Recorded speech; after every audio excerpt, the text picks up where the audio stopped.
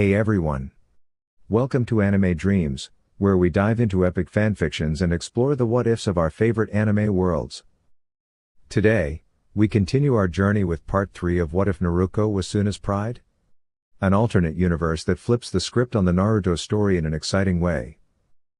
Quick disclaimer, this channel is all about entertainment and discussion. I don't own any of the anime footage used, full credit goes to the original creators and copyright holders. Alright, no more waiting, let's jump right in. The rain poured down heavily, as it always did in Amigakure, while four figures quietly departed from the village. I really dislike the rain, one of them muttered. Enough complaining, Takeru. If the boss hears you whining, there'll be consequences, another one replied. The first speaker, Takeru, was a tall young man around 15 years old, dressed in a cloak to shield himself from the downpour. His slicked-back black hair was carefully styled, and he despised the rain for ruining it. Underneath his cloak, he wore a black long-sleeved shirt, a black vest, and matching dress pants, along with standard ninja gear. Strange wires ran along his arms, and a scratched-out Kumo headband was tied across his forehead. The one who had chastised him was a girl of the same age, with short orange hair and striking blue eyes. She had a tomboyish appearance but was undeniably pretty. She wore a black top with bandages wrapped around both arms, a long black cloak draped over her shoulders, not for vanity, but for practicality. Her pants were asymmetrical, one leg cut off at the knee while the other extended to her ankle. Unlike Takeru, she bore no headband indicating her origin. Her weapon of choice was a wooden katana, which she carried with confidence. "What's wrong, Keiko? Still upset about that guy I dealt with for calling you cute?" Takeru asked with a teasing smirk. Keiko turned her head sharply, attempting to hide the faint blush dusting her cheeks. "Don't flatter yourself," she scoffed. "I was just telling you to stay focused. Our latest client is on edge and wants to get as far from Suna as possible. Both of you should stay quiet. Zabuza-sensei wouldn't be pleased if we ruined this mission," the third member of the group interjected. "Don't act like you're in charge, Haku. Just because you're Zabuza-sensei's first student doesn't mean you get to order me around," Takeru retorted with a smirk. "I think we all should stop talking," the fourth and final member of the group said firmly. "Yes, Suterusu-sama," they all responded in unison. As they continued their journey, Haku appeared deep in thought. Keiko, noticing her expression, decided to pry. "Hey, Haku, what's on your mind?" "Nothing," Haku answered quickly. "Oh, come on. You can tell me," Keiko nudged her playfully. Haku hesitated for a moment before sighing. "Fine. I was just thinking about someone I met during a mission with Zabuza-sensei about a year ago." "Oh really?"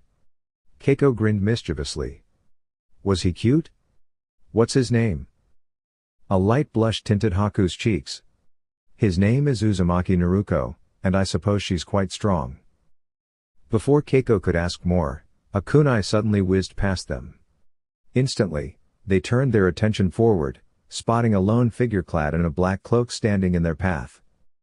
"Identify yourself, stranger," Takeru called out.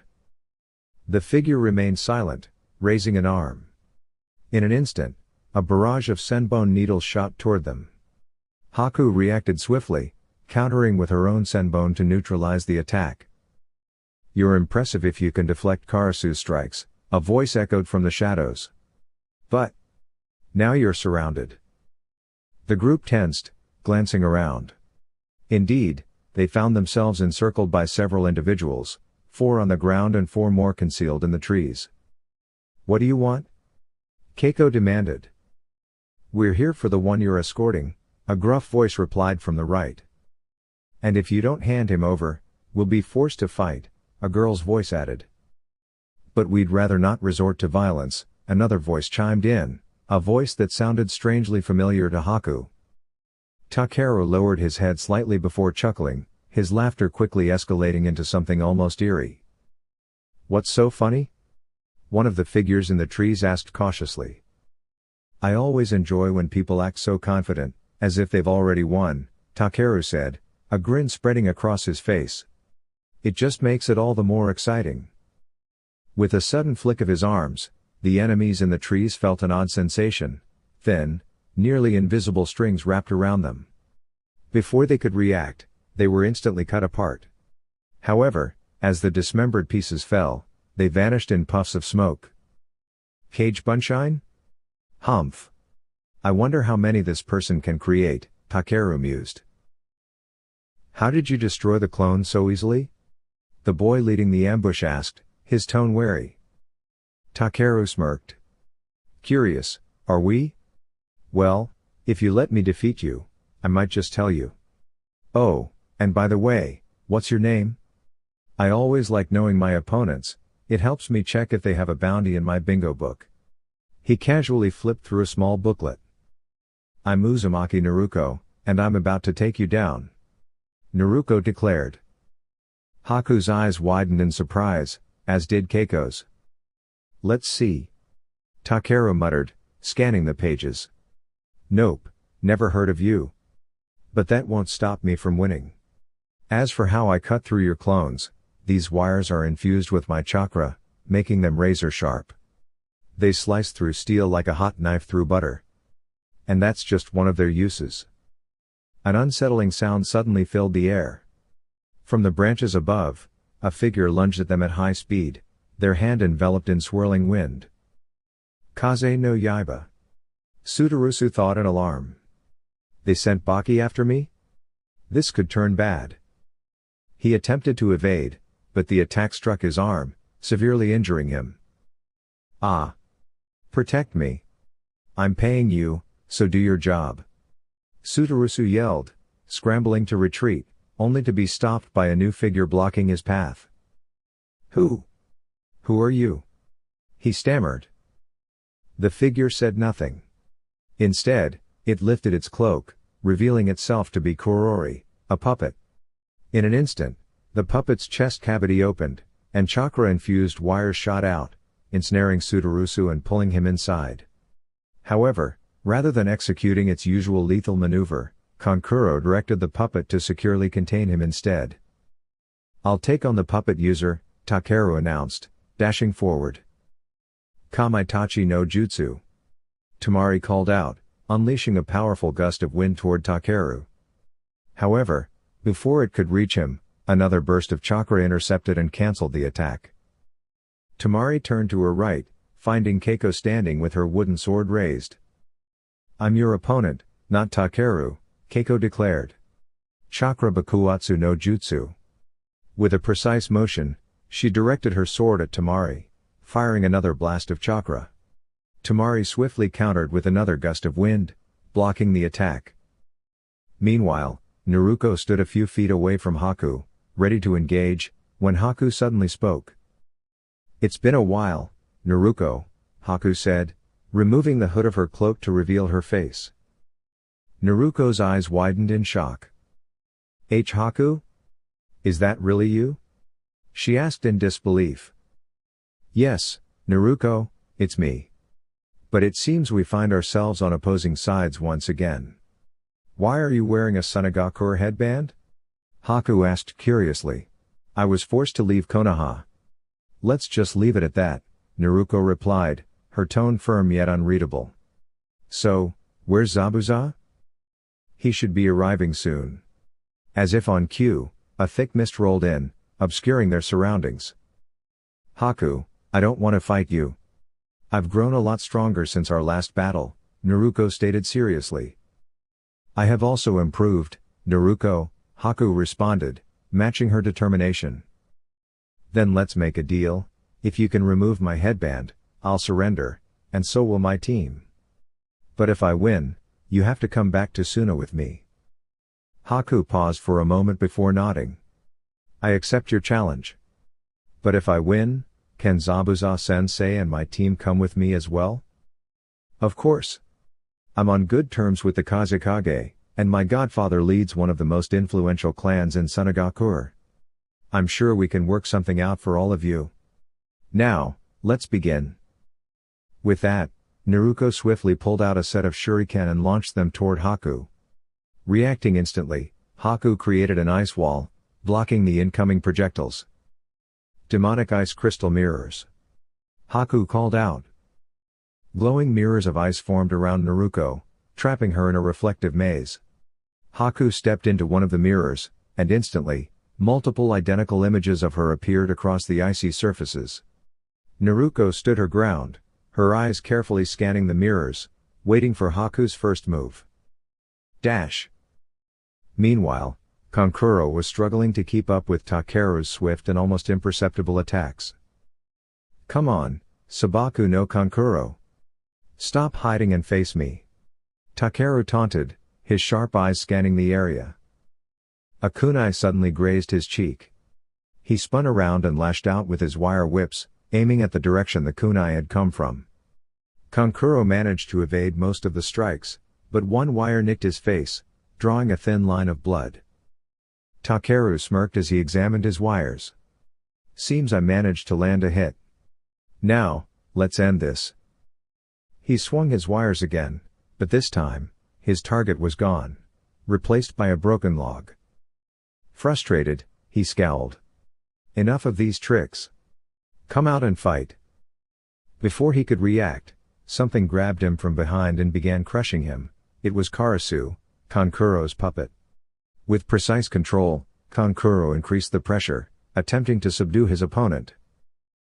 However, to his surprise, Takeru was pushing back.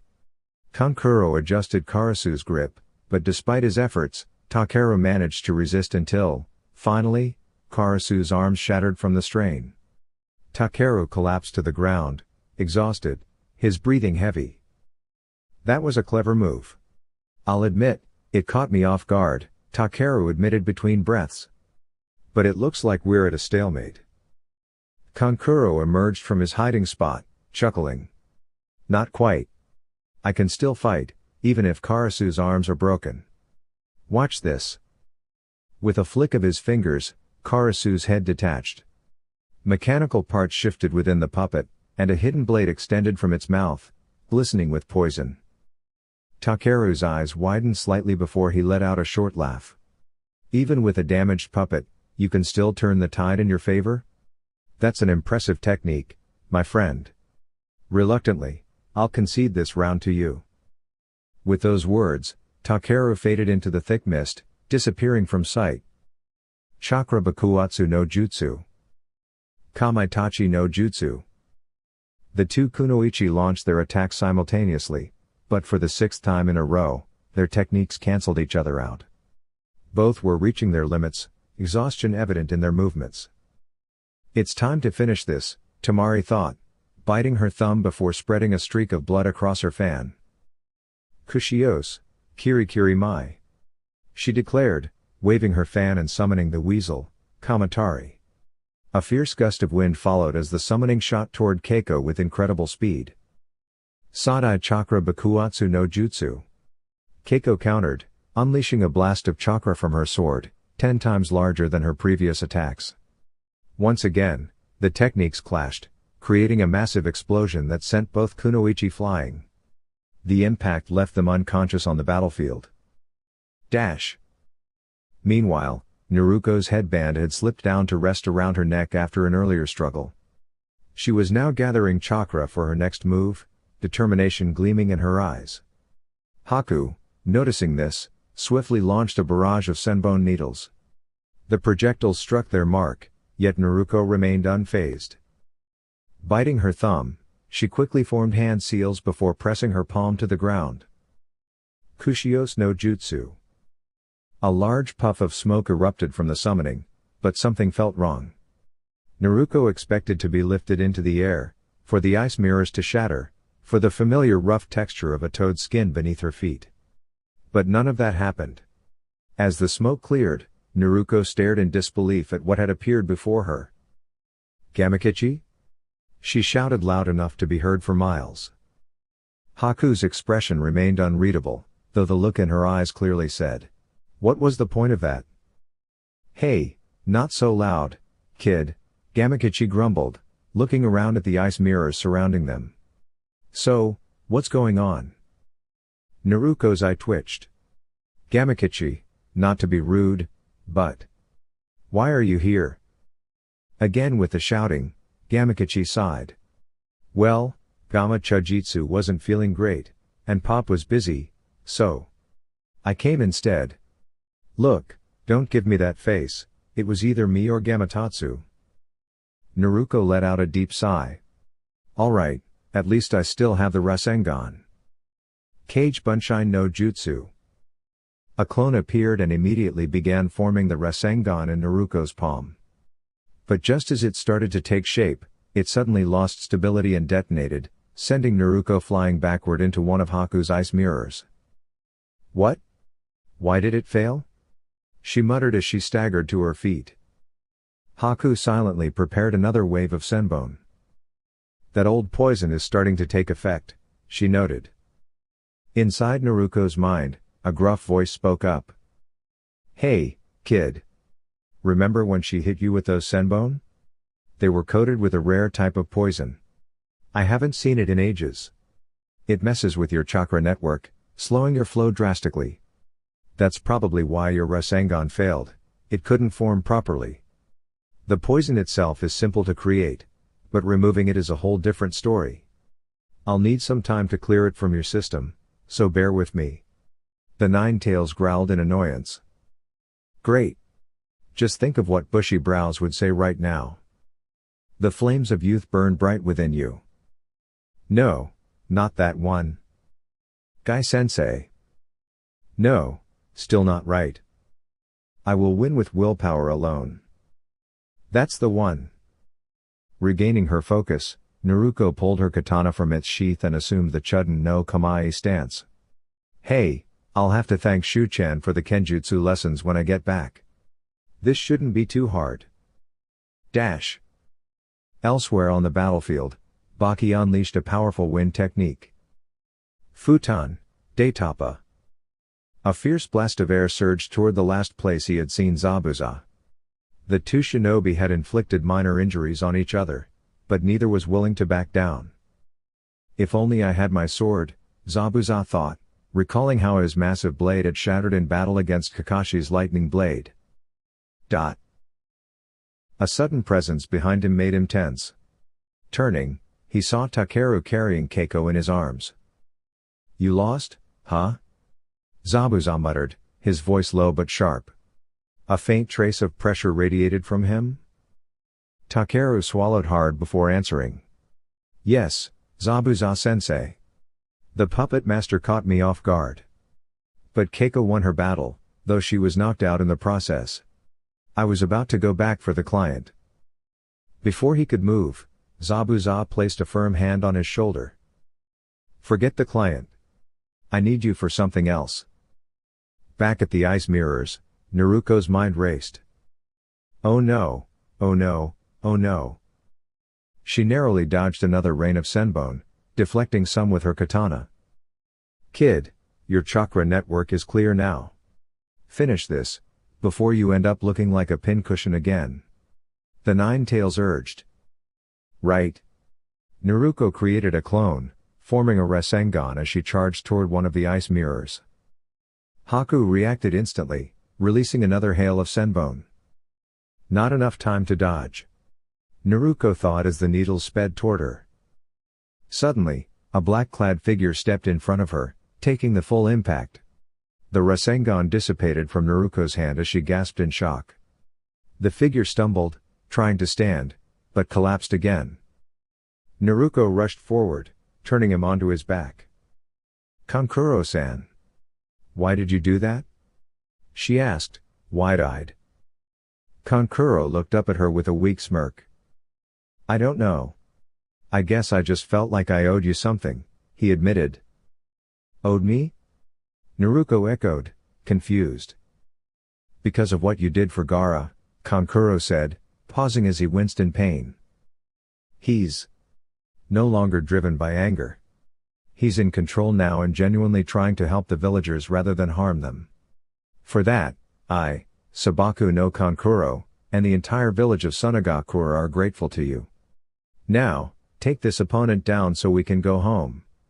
I think I'll take a nap now, Kankuro mumbled before immediately dozing off, his loud snores filling the air, Naruko's eye twitched slightly before she turned back to Haku and rose to her feet. I don't care what Gamabunta is up to right now, he just got a new priority. Naruko declared, biting her thumb before rapidly forming hand seals. Slamming her palm onto the ground, she shouted. Kushios no Jutsu. A thunderous crash followed as the summoning took effect.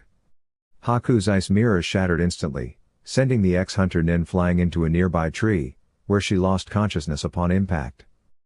A booming voice suddenly filled the battlefield. What? Where in the world am I? The enormous figure of the chief toad, Gamabunta, appeared. As he scanned his surroundings, he noticed Naruko perched on his head, accompanied by Gamakichi and what appeared to be a black bag of some kind. Thanks for the help, Chief Toad. I really appreciate it. Naruko called out enthusiastically. Whatever, Gamabunta muttered. He took a moment to survey the area, then turned his gaze back to Naruko. Why did you summon me? He demanded. Well, you see, I was fighting this girl who trapped me in a cage of ice mirrors, and I couldn't break free. So, I summoned you to help me and my friend escape. Naruko explained, flashing a sheepish grin. Gamabunta shot Naruko a long, scrutinizing look before disappearing in a puff of smoke, taking Gamakichi with him. This isn't going to end well, ah. Naruko screamed as she suddenly plummeted from where she had been standing. She crashed right into the same tree where Haku had landed. As she groaned and tried to lift herself up, the still sleeping Kankuro tumbled down right on top of her. The two fell further, landing face first onto the cold, unyielding ground. I hate gravity. Naruko grumbled as she struggled to stand. However, before she could fully rise, an overwhelming force pinned her back down. As she looked up, she found herself staring into the pitch-black eyes of a figure known as Takeru. Ah ha ha ha. Haku couldn't defeat you? This should be easy. Takeru cackled, pulling out a kunai and preparing to strike. Enough. The powerful voice rang across the battlefield, accompanied by a gust of wind that dispersed the lingering mist. Every eye turned toward the source of the command, where 5 figures now stood. The central figure began clapping as he strode forward. That's enough, Naruko. You did very well, he said. As he drew closer, Naruko's eyes widened in recognition. Shu-chan. What are you doing here? She asked, pointing at her godfather. Hey. Well, the council wanted to see what you were capable of, Shujiki explained.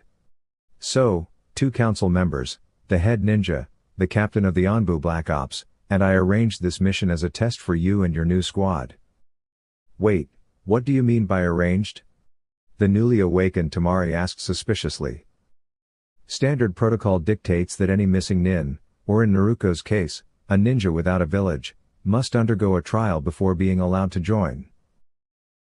These tests typically assess a candidate's skills, their jutsu proficiency, and their ability to perform under pressure. If they pass, they are formally accepted into Sunagakure's shinobi program. And I'd say you passed, wouldn't you agree, Sudarusu-san? A man materialized beside Shujiki. Yes, Shujiki-sama. However, I thought you said you weren't going to involve Baki. He's a bit reckless. And lucky that the arm he hit with his jutsu was my prosthetic puppet arm, Sudarusu remarked, tapping the artificial limb, which promptly reassembled itself. I had to make it convincing, Baki responded with a shrug. Regardless, congratulations, Naruko. As of now, you are officially a shinobi of Sunagakure. Shujiki declared with a thumbs up.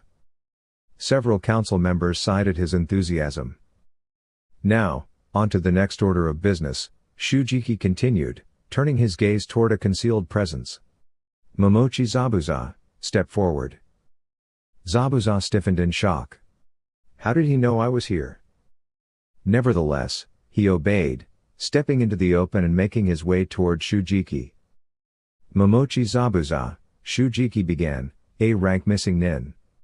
Master of the Muon Satsujin technique. notorious for eliminating your entire graduating class before officially becoming a ninja. Former member of the Kiri no Shinobi Katana Nananin Shu, the 7 ninja swordsmen of the mist. Former Anbu assassination squad captain. Highly proficient in water release techniques. Quite an impressive resume, Shujiki mused. Then, with a slight smirk, he added. You're hired. Huh? Zabuza muttered, taken aback. You see, after the recent events in Konoha, we are facing a shortage of jonin and skilled personnel. We would like to offer you a position as a jonin in Sunagakur. During this period, you will receive double the standard jonin salary until we regain stability. After that, you will have the freedom to leave if you choose, though you are more than welcome to stay. Additionally, your talented students have demonstrated remarkable potential. They will be placed as Jinan but will receive a chunin level salary, which I will personally fund. So, what do you say? Shujiki extended his hand, offering the deal. Zabuza studied Shujiki intently before gripping his hand firmly in agreement. You have a deal, Shujiki-sama, Zabuza affirmed. Excellent. Shujiki exclaimed, swiftly biting his thumb before forming hand seals at a speed that even the experienced jonin struggled to track. Kushios no jutsu. Shujiki declared, slamming his hand onto the ground. Naruko instinctively braced for impact, but to her surprise, it never came. As the smoke cleared, she looked up and immediately understood why. Towering above them was a magnificent Chinese dragon, its pristine white scales gleaming in the sunlight, adorned with golden horns. The creature radiated both elegance and power, its form carrying a certain graceful presence, at least, as much as a dragon could. The majestic beast turned to Shujiki, its voice smooth and confident. What is it that you require, dear? The dragon inquired. Hello, Kazetsume. We need a swift trip back to Suna. Would you be able to help us out, girl? Shujiki requested. Of course, dear. Everyone, climb aboard. We'll be back in Sunagakur within 5 minutes. For those of you who have never flown with me before, I strongly advise holding on tightly and using all the chakra you can manage, Kazetsume advised before taking off with breathtaking speed. My dear YouTube family. That's all for now. If you enjoyed this, don't forget to like, share, and subscribe to my channel for more amazing content. Thank you for your support. Stay tuned for more anime dreams.